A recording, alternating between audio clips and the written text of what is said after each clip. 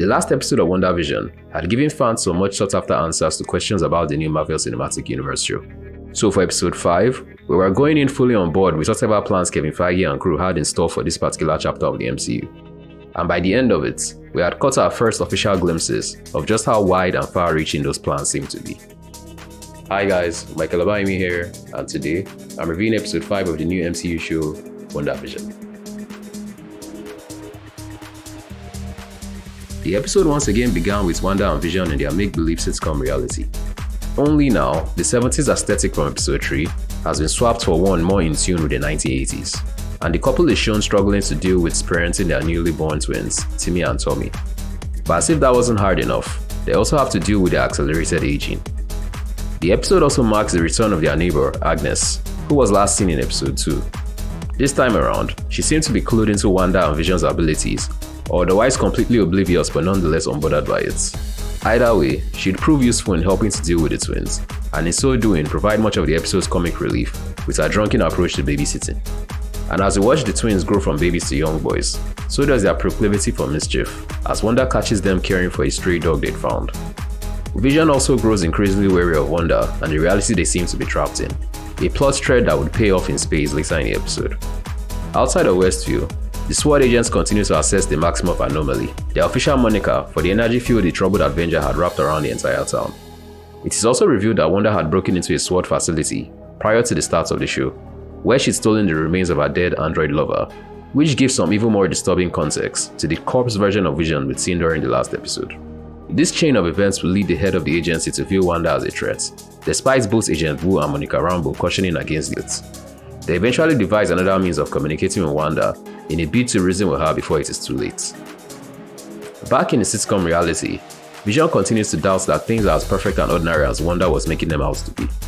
And after receiving an email from the outside world, his worst fear gets confirmed, and he's forced to grasp with the fact that Wanda was controlling all the people in Westview and holding them hostage against their will. The episode also continues the show's tradition of featuring random ads that seem to have some implied connection to the events in the MCU. And this time around, we got one for a tabletop wipe called Lagos, a clear reference to the events that are taking place in the bustling metropolis at the start of Captain America's Civil War. It was nice to see my home city get referenced once again in the MCU, if only they're taking the time to ensure it was properly pronounced. It's pronounced Lagos, guys, not Lagos. We eventually got to see what SWAT's plan for contacting Wanda had been, and it involved using a period-accurate drone to reach and relate a message to her. Things of course did not go as planned, and the SWAT commander also sought the opportunity to try and neutralize Wanda. This only ends up pissing her off though, and she'd confront a lot of them during the climax of the episode, warning them against any further attempts to interrupt her finely tuned Westview reality. But that wasn't the only confrontation to be had in the episode, as Wanda will also almost go toe-to-toe with Vision, as he questioned her about her motives and his inability to remember anything beyond their time at Westview. Wanda manages to calm him down though, while denying her control over everything happening at Westview at the time. A statement that seems to imply there might be some other parties involved in the creation of the anomaly. And just when it looks like the episode couldn't possibly get any better, the doorbell rings and in walks Pietro himself, her long-dead brother. But it was not Pietro as we knew him in the MCU, but rather his other incarnation from the Fox X-Men movies. Granted, most of us had already anticipated the review due to prior set leaks and casting reports, but it was still amazing to see the first hints of an MCU X-Men crossover begin to take shape. Episode 5 of WandaVision feels like excellent build-up for what is sure to be a stellar latter half of the show. It also lays the groundwork for what looks like plot threads that will be explored well into the forthcoming Doctor Strange and the Multiverse of Madness movie, as we got our first taste of the far-reaching possibilities such a multiverse presents.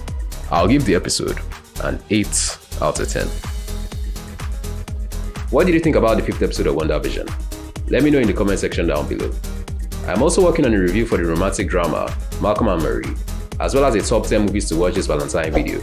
So make sure you subscribe to the channel with notifications turned on if you don't want to miss those videos as soon as they go up. And until the next one, this is Michael signing off.